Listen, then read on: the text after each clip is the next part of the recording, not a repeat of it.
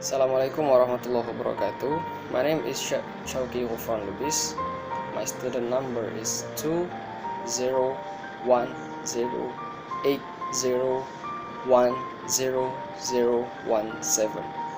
I'm from group 4.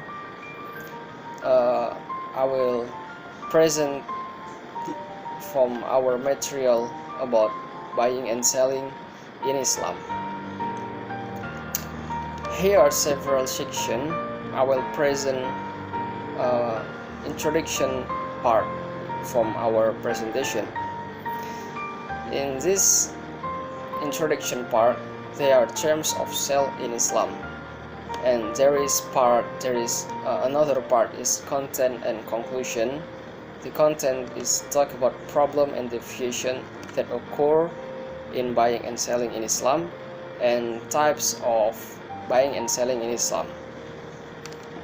And the conclusion is talk about how to reapply to the Islamic buying and Islam law, to the Islamic buying and selling law.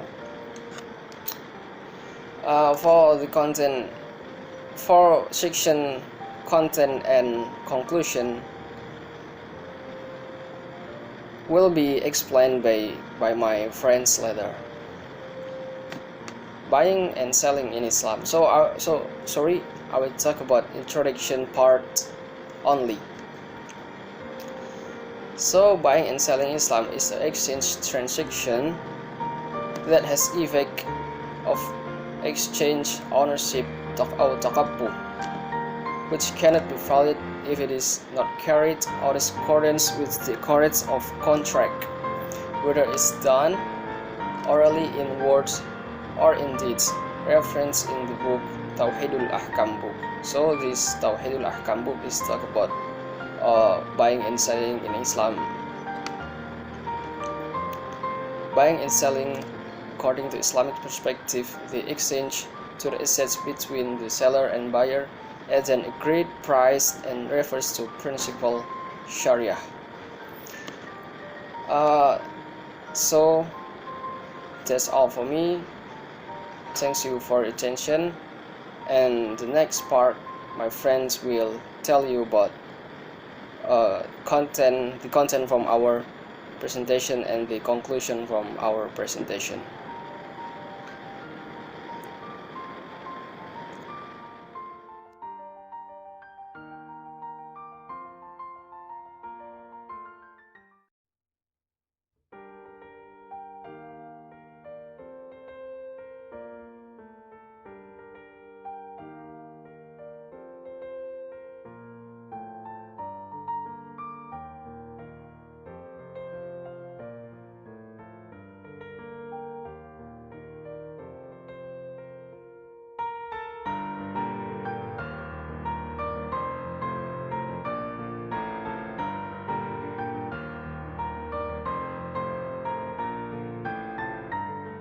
Assalamualaikum warahmatullahi wabarakatuh.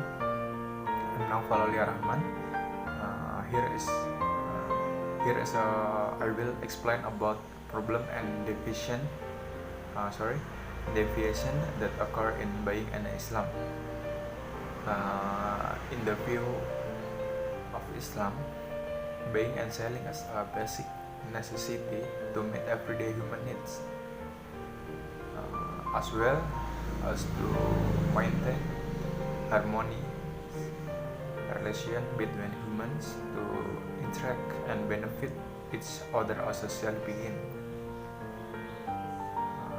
Between humans to interact and benefit each other as social beings.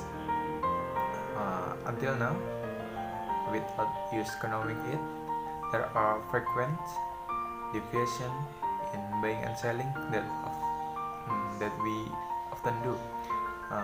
For example, buying and selling by means of using two transactions in one transaction.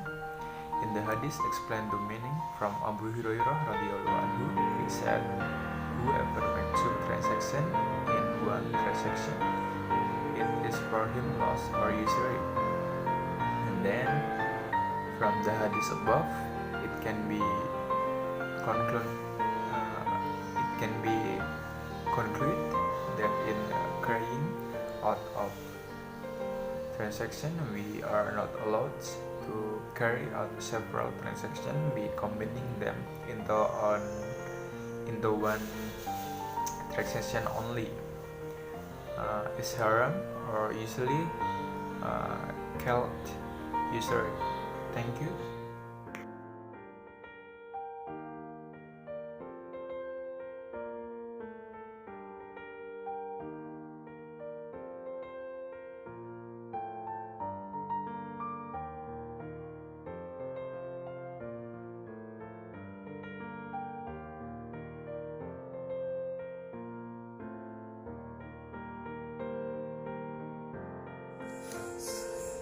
Bismillah. Okay, my name is Syakur Mubarak. My name is 201080100018.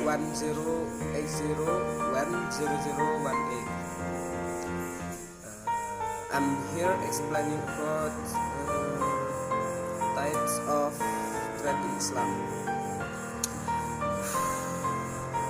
According to the theme, namely is Sharia economics. In Islam, everything must have laws, as well as buying and selling. The law of buying and selling is divided into two, namely buying and selling that is allowed and buying and selling not allowed. Selling and purchasing that is allowed and prohibited in Islam according to the Hanafi, Maliki, Shafi'i and Hanbali madhab. The law of buying and selling is divided into two, namely buying and selling that is allowed Islamic, which is appropriate with Sharia law, and buying and selling which appropriate in Islam, which against Sharia law. Number one, buying and selling permitted in Islam. Buying and selling is valid, namely buying and selling which are prescribed according to their origin and characteristic that are fulfilled in terms of principles and conditions that are not related to people right, and there is no right to vote in them. Legitimate buying and selling has legal implication, namely transfer of ownership. Buying and selling which is prohibited in Islam. There are many buying and selling that is prohibited in Islam, including forbidden because the contract is expert, forbidden because of zigot, prohibited because of the goods, and forbidden because Sarah. And now I will explain about forbidden because the contract is expert. The scholars agree that buying and selling is categorized as valid if it is carried out by people who are mature, wise and just, and are able to get acquainted freely and well. They are considered to be illegitimate for their sale and purchase are the following. At number 1, there is buying and selling by crazy people. Fiqh scholars agree that buying and selling of insane people is illegal, likewise the same, such as drunken people, sick, and others. At number 2, there is buying and selling made by small children. Fiqh scholars agree that the sale and purchase of small children is not considered legal, except in minor or trivial matters. And at number 3, there is buying and selling by the blind people. The buying and selling of the blind people is categorized as valid according to the quantity if the goods they buy are single characteristic or explained the characteristic. And at number 4, forced buying and selling. According to the Hanafiyah ulama, it is prohibited. But if people who are forced to feel that they are not forced, then buying and selling is allowed. Meanwhile, the Malikiyah ulama considered it inappropriate. Meanwhile, Shafi'iyah and Hanabilah scholars were neither allowed nor prohibited. And now I will explain about forbidden because of sighot. Some of the buying and selling that are considered illegitimate or are still being debated by the scholars are as follows. At number 1, there is buying and selling by mail. Fiqh scholars agree that buying and selling letters or messengers is legal. Place of contract is the arrival of a letter or messenger from the first aqid to the second aqid. If the qabul exceeds the place, the contract is considered invalid, as if the letter did not arrive in the intended hand. And at number 2, there is buying and selling through signal. It was agreed that the validity of the contract with signs or writing, especially for the elderly, because it was the same as speech. In addition, signs also show what is in the heart of aqid. If the signs cannot be understood and the writing is bad or not readable, the contract is invalid.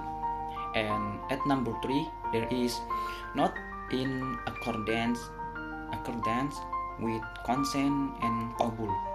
This is considered illegitimate according to the ulama agreement.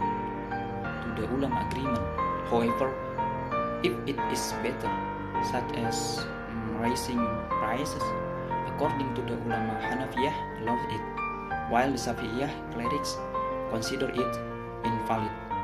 And now I will explain about prohibited because of the goods. At number 1, the goods are unclean, and at number 2, the goods are haram. A Muslim might not sell the goods or commodities that are haram, unclean goods, and things that lead to haram, like hammer, pig, carcass, and idols. And at number 3, there is the item is not certain. Jumhur ulama agreed that the sale and purchase of goods that do not exist or are feared not to exist is illegal. And now I will explain about forbidden because Sarah. At number 1, there is buying and selling usury. Nasiyah usury and riba fadl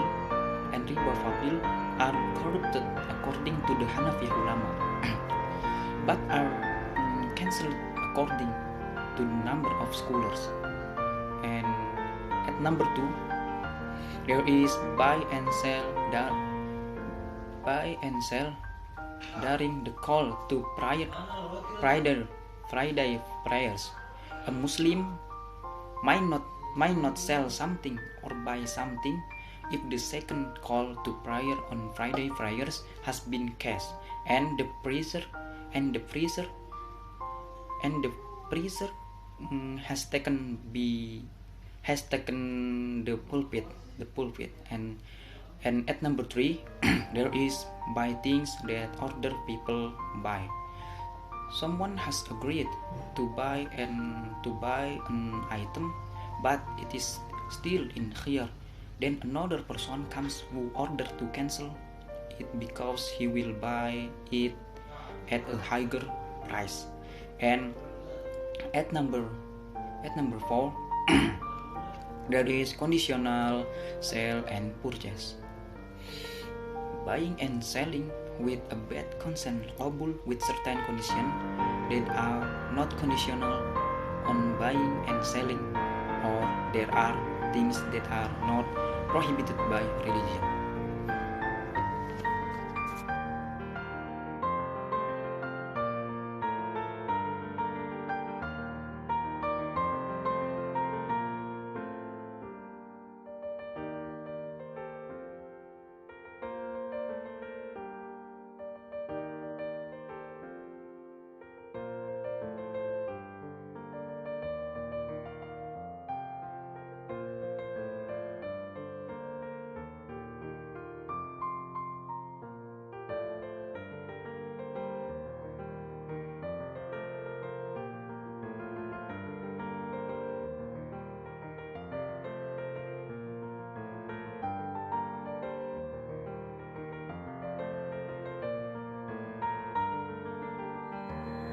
Okay, ladies and gentlemen, conclusion of matter used today is buying and selling according to the Islamic perspective is the exchange of assets between the seller and the buyer at an agreed price and refers to the principle of Sharia. Until now, without use realizing of that division happen in buying and selling of what we are doing. So, solution to the buying and selling of division in Islam from recurring, we have to apply to the principle of buying and selling in Islam. The principle of the buying and selling in Islam is to provide benefit, and then does not interfere with other people transaction, and then there is convenience and generosity in buying and selling, and most importantly honesty. If we apply to the principle of buying and selling in Islam, definition in buying and selling will not occur. And I think that's all, and thank you all for your attention. I apologize if there is a mistake, and thank you very much for watching. Wassalamualaikum warahmatullahi wabarakatuh.